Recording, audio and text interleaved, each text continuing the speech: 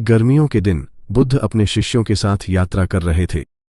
उन्होंने एक झील मिली जो आसपास के गांवों को पानी देती थी। वह दिन बहुत ही गर्म था और बुद्ध प्यासे थे। बुद्ध ने अपने एक शिष्य से कहा, मुझे पानी पीना है, कृपया मुझे झील से थोड़ा पानी लाओ। शिष्य झील की तरफ गया। ठीक उसी समय एक गाड़ी झील से होकर गुजरी। इस कारण पानी गंदा और मैला हो गया। शिष्य ने सोचा, मैं बुद्ध को यह गंदा पानी कैसे पिला सकता हूं। पानी को पीने के लायक नहीं मानते हुए शिष्य वापस गए और बुद्ध से कहा, वहां का पानी गंदा है, यह पीने लायक नहीं है। शिष्य ने बुद्ध को और अगले पानी के स्रोत की ओर बढ़ने की सलाह दी। हैरानी की बात है, बुद्ध ने एक समूह को वहीं रुकने के लिए कहा और उसी शिष्य से 1 घंटे बाद झील से पानी लाने को कहा। शिष्य 1 घंटे बाद वापस गए। इस बार भी उन्होंने देखा कि पानी गंदा था, लेकिन पहले से कम। वह वापस आया और बुद्ध को इसकी जानकारी दी। कुछ समय बाद बुद्ध ने उसी शिष्य से वापस जाने का आदेश दिया।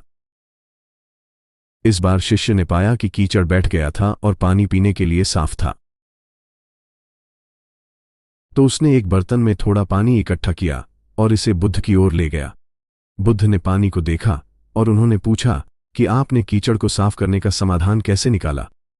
आपने कुछ नहीं किया, आपने इसे जैसा है वैसा ही रहने दिया। समय के साथ कीचड़ अपने आप नीचे बैठ गया और आपने स्वच्छ पानी पा लिया। एक परेशान मन वैसा ही होता है जैसा कि गंदा पानी।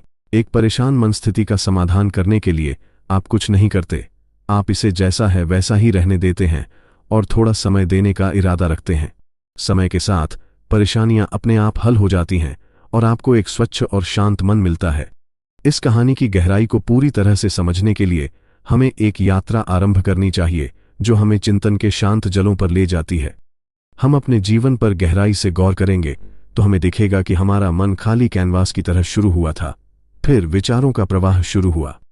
आपके परिवेश, परिवार और सामाजिक स्थितियां कैसे आप पर प्रभाव डालती हैं, बहुत मायने रखती हैं कि कितने हड़ताल पर आपका मन हो सकता है।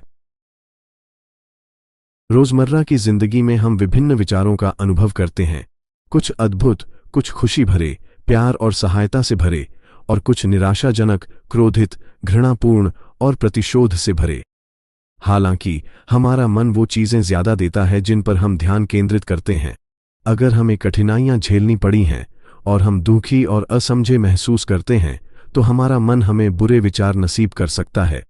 जब हम लगातार नकारात्मक अनुभवों के बारे में सोचते रहते हैं तो हमारा मन बेचैन हो जाता है।